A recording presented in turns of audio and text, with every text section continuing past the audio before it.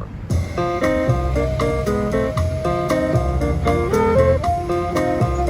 Oh yeah.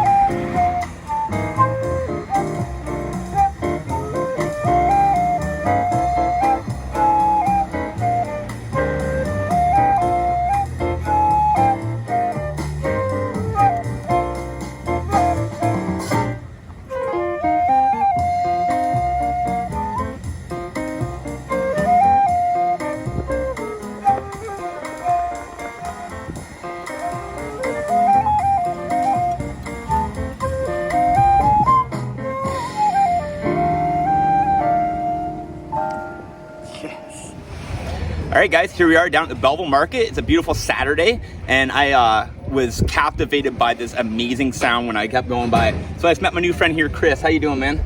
Good. How you doing? Good, good. So what's your full name? Chris Dempster. Nice to meet you, Chris. Yeah. So, Chris, you're playing you're playing a flute here. What kind of flute do you call this? Now this is called a shakuhachi.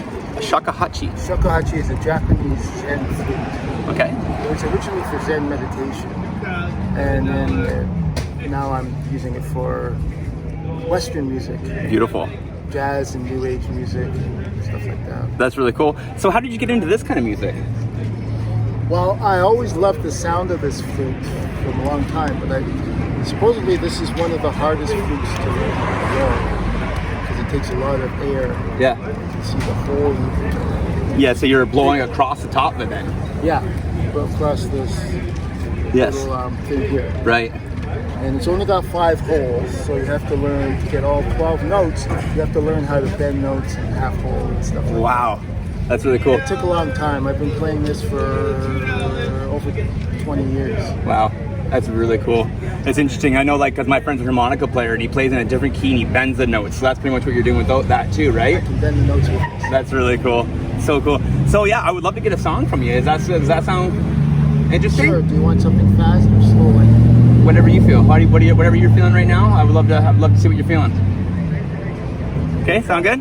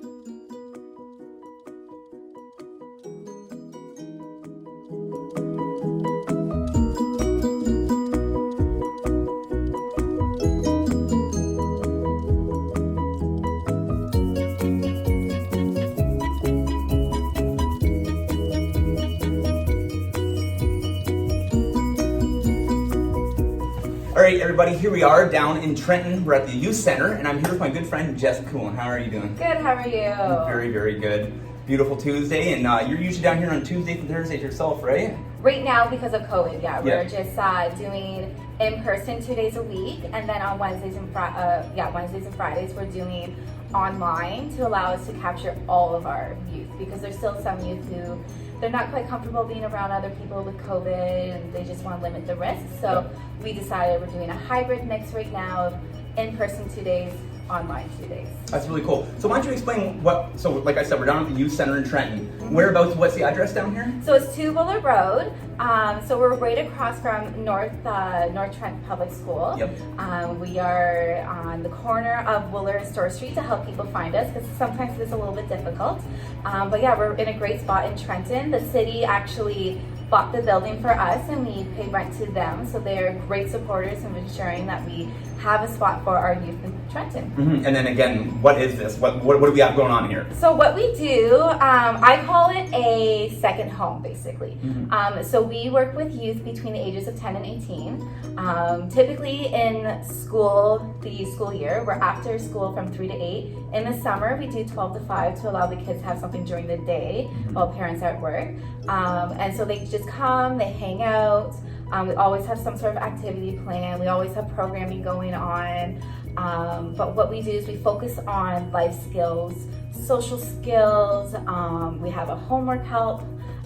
Before COVID was a thing, we had a cooking program where we taught the kids how to cook a healthy, nutritious meal while on a budget. And then we also provided meals for free to all the youth who come.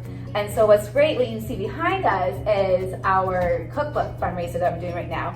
All of the recipes are in there are recipes that the kids have made here. Oh, that's so awesome. It makes it super even more special to see that these are what the kids love. This is what they do that they know. And so it's one of our most popular programs, because in Trenton, food insecurity is high, like extremely high. And so we've been open since 2011. So it'll be 10 years this fall. And in 10 years, we've served over 30,000 meals. Wow. Yeah. That's really good. Really amazing. And so the other really great thing that we have here is we are a big LGBT community right now for our youth as well. It's our biggest, most popular program. So on Tuesdays we run Spectrum, which is just a support group that allows youth who identify and their allies to come into a safe environment to chat, to get together, to talk about major topics in the world, and just find ways to be able just to cope with the society that unfortunately doesn't accept. And so yeah. Well, it's really great what you guys are doing down here, because like I've been involved with Belleville with Holly, my friend Holly Reed, and just doing like a Monday night music thing, and just going down there and playing some music with the kids, and just it's kind of like a role model system, right? Down here, and it's kind of like a counselor if it's a safe place, like you're saying, right? It's second home. We're a second home. We're mentors. One thing that's great about us is we're youth-led. So we have a youth that comes in and we're noticing that they need a little extra support on, say, social skills. They don't know how to really interact with someone. We will specifically, without them realizing, plan things to help them learn how to socialize. And then you'll see the change. So we actually just recently had a youth. She started coming here when she was 12 years old. She's 18, just graduated high school, and she specifically made sure she came and got a picture with us in her gown, because we had such a big impact in her life, right? That's right. Like it's amazing when once they start coming, they don't leave until they're 18. Yeah. And it's the most rewarding part of it all is just seeing that change, seeing that growth, seeing them succeed. We've had a youth who graduated from us 2 years ago in the military now. Like, he's doing so well. Like, it's the best part about this. And it is really nice because there, like you said, there's always an activity. You guys always have something planned for each day. There's some games here, and you can do all that kind of stuff. And it's so great because, like, when we were growing up, there may have been this stuff in certain places, but like I didn't have it. So the big thing was to go hang around with the people who are hanging around, and usually those aren't the best people to hang around with. Exactly. Right? Like this place has definitely made a huge difference because we're getting kids off the street, we're getting kids out of doing bad things. The crime rates goes down because there's a safe place for them to go, and with being open till 8 p.m., it provides that safe place even all the way till 8 p.m. for them. Where a lot of places, when they're only open till 5 or 6, they're still out on the streets and God knows what's happening. Exactly. Right? And so it's nice to know that they come here, they're safe, they're get supported, they get fed, and you just know that they're gonna go home and be okay. Yeah. Well, when I was in Belleville, like I was there, and like, of course, like you obviously see it too. There's the regulars, and there's the kids that pop in because their friends are coming there, right? That's a cool thing too. And it's kind of nice because, like, even for parents to have a little bit of a safe mind, knowing that their kids are not hanging out while they're at work. You know what I mean? Like, so it's a really cool place. And obviously, this is all free for all the children, correct? Yeah, so we do have a $5 yearly membership fee for the kids, and it basically we do that to allow them to feel like that bit of ownership in the center. Exactly. And so we want them to know, like, this is theirs. We're not here to take. We're not here for us. We're here for them. Yeah. And we want them to know. And then the other thing that we do a lot with them is get them back. If they say they don't have $5, we'll say, okay, volunteer your time, and we will actually take the kids out into the community and volunteer back. So we're actually starting this Thursday, going to the Quinte West Community Gardens and going to help with the gardening there for an hour every week. Very good. And so that gives them a sense of community, a sense of understanding of giving back, and also all kids in high schools will get their hours. Nice, that's very cool. Yeah. So we do a lot for the community. We like to give back, but we always make sure that these kids, like, they're gonna walk away with something from here. And like you said, like you're being such a role model in that way. Like, going out and helping people in the community, like, I love doing this. I get so much from all what I'm doing here. I just, like, at the end of the night, I can breathe easier. I'm happy because I know I helped people and I just did something out of my own time, out of my own pocket. And teaching kids that is a life lesson that needs to be taught. Yeah, there's a lot of, so it truly breaks my heart seeing, like, there's so many kids that will come here who don't have that family, right? There's a lot of youth who are just, they're on their own, they're trying to just figure out their way, and they're like, they have no one to look up to. So it's nice for them to come here, and we're able to teach them those important, valuable skills. And so, like being sociable, like you said, and being kind and being helpful, and like giving back. That will get you farther in life than anything. Like, I always tell my kids, I can have no money in my pocket, but the respect I have from everybody around me is I can get whatever I need. Exactly. If I needed a meal, I could go downtown and be like, hey, Jimmy from Jimmy's Pizzeria in Sterling, I need a meal. I don't have money until next week. He would totally do it, you know, because he knows who I am. He knows how I am. Exactly. So that's a great thing what you guys are doing here, and showing them that, you know. Yeah. It's such a responsibility of being respected in the community and being a proper person. Exactly. Yeah. It's important to be able to just get through life. Yeah. It's good to have a safe place here. And I know, so like you said, like this is pretty much governmentally funded, but also the community is a big part of this, right? So we're actually not government funded. Oh, no? No. So we get some, like, government funding. Like, so we have Ontario Trillium Foundation. Yeah.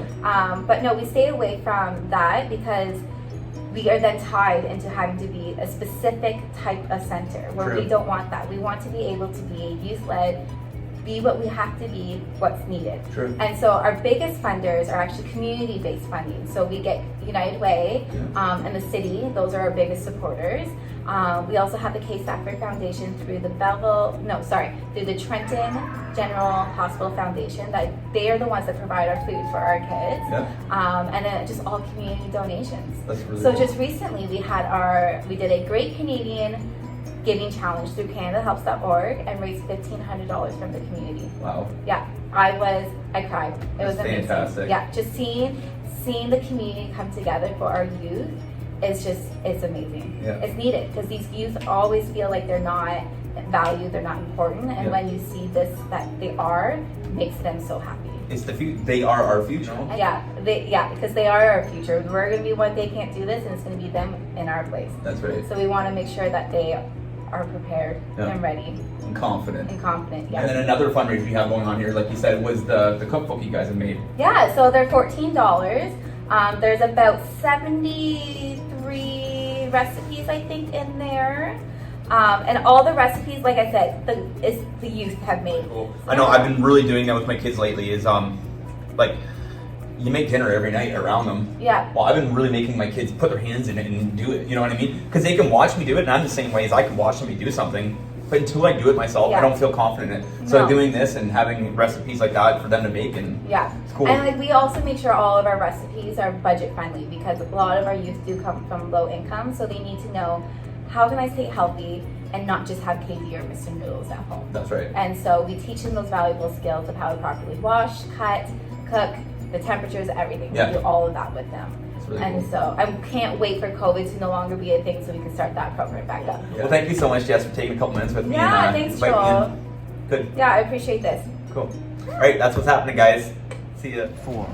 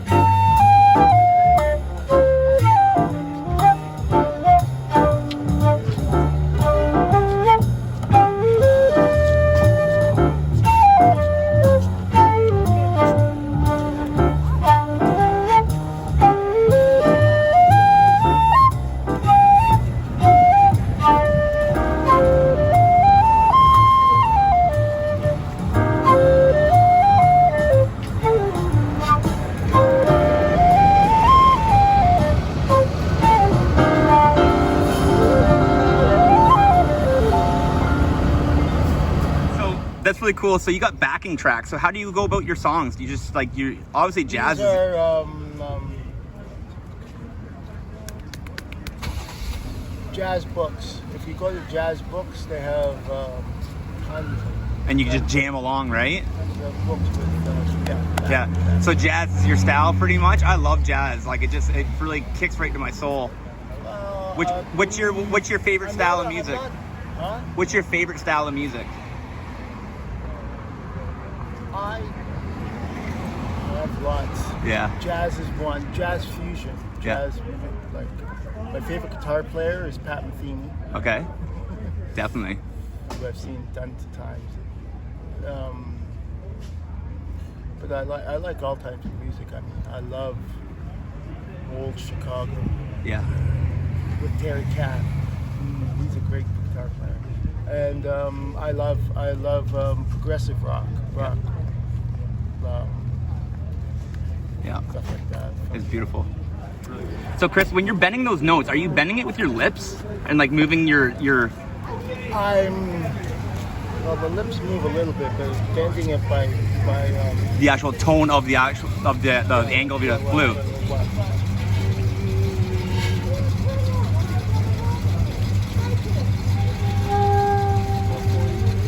Okay. So I'm going down and my lips are Giving you a deeper tone. That's really neat. It's really cool. So you're from Frankfurt, you said? Originally from Toronto, but I've lived in Frankfurt. Very cool. And where can people find some of your music? Just find you just look for you playing around? Look for me playing around and find out. Hopefully later I might get a YouTube presence. Yeah, very cool. Well, I gotta tell you, Chris, you've made my day. This is very magical, I feel, you know? It's almost a magical feel. Thank you so much. I have a present for you. Oh, do you?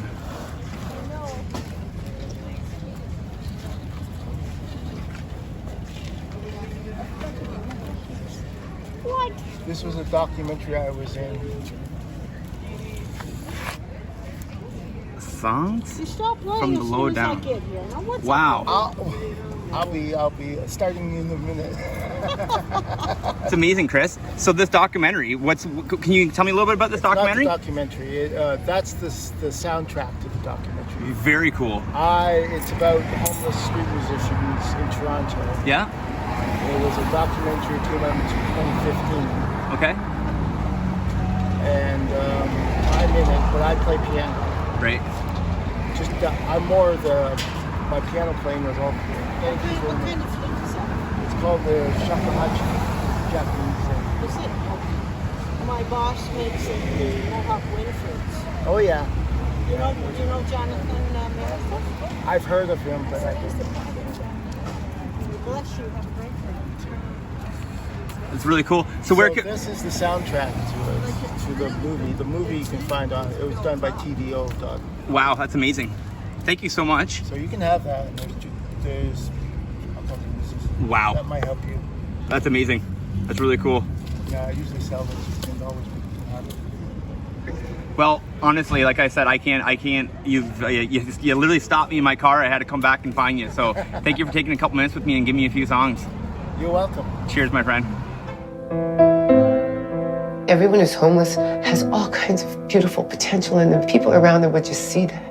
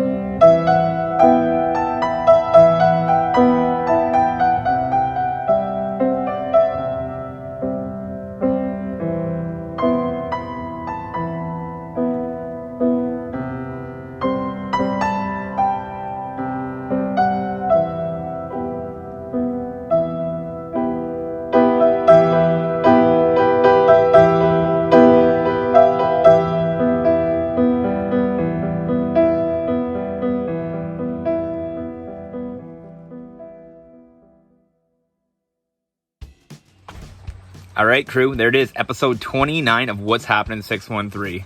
First of all, I want to thank Chris so much. Like I said, I was literally driving down the street. I was going to pick up a birthday cake for my nephew, and there Chris was playing in Market Square. The reason why I stopped is because I met Chris at the old church theater probably a couple years ago before COVID, and he was such a cool lad. He had a drum, and he had his flute there, and he just jammed along with everybody. So when I seen him playing, I knew it was gonna be something special. So I had to stop in and check out what was going on, and I'm glad I did. So thank you, Chris, so much for all that music, and keep it up because you really inspire a lot of us. And it's so cool to get that CD from that documentary you were involved in. So thank you so much. Thank you. Next, I want to thank Jesse Coolen for having me down to the community center in Trenton. I got some cookbooks in my hand here, and I'm gonna either give them away, but I actually might do something, so keep an eye out. I might take like a cookbook. They're only $14, so if you want one, get a hold of the Trenton Youth Center and you can get yourself one, or watch out. I might be doing some free giveaways, but also I might take like a cookbook, maybe like a CD from maybe Chris Tischbein, or like a Jaybird CD, and maybe like a t-shirt from like a local business, and we'll maybe do like a raffle or like an auction or something, and we can raise some money, and all the money will go back to the Quinte West Youth Center. So let's see how much money we can raise for these guys. Does that sound cool? Watch out for that. I'll do it all on Facebook, and I'll make it all public. So we'll see what we can do there. Like I said, guys, episode 29 of What's Happening 613. I want to say something. It is August 20th, I think, right now, and September 5th is my 1-year anniversary of this. I can't believe I've literally done this for 1 year. I have been so blessed and so honored to meet the people I have met. I would have not have been lucky enough to meet these people if I hadn't been doing this. So I want to thank every single one of you who are viewing my episode right now and who have viewed any other episode. I want to thank you for making this real for me, because I'm going to keep doing it no matter what. But thank you for viewing it. Thank you for sharing it. Thank you for subscribing. Thank you for supporting me, and thank you for supporting the 613. So we have so much talent and so much to share around here. So let's be an amazing community like we've been being, and keep it up. So guys, share, like, subscribe to every single person you can. I want you to do it to my channel. Let's say if your buddy has a band, go like their page, go subscribe to YouTube. Man, it's that little dopamine rush that we all get when we're like, holy shit, somebody's believing in me a little bit. So honestly, guys, it's so easy to leave a comment, do whatever you can, and just do it, because a little bit goes a long way. And I'm a perfect example of it right now. I'm kind of floating on heaven. I'm floating in heaven. Cloud 9, Cloud 7, who the hell knows? But anyways, like I said, 1 year. So on September 5th, if you're watching this and September 5th hasn't been here yet, on September 5th, think about what's happened to 613, and you guys made this all possible. So raise a glass and have a drink for me, have a drink for you, and have a drink for every single one of these artists who've been on this episode, or not even on this episode, but this show. So let's keep this shit going. Maybe this will be my retirement plan, you know what I mean? Maybe I'm making footsteps for my future. So let's keep this going. Like, subscribe. Thank you, Chris. Thank you, Jess. Let's see what happens on episode 30. Yes! That's what's happening, guys. Check you later.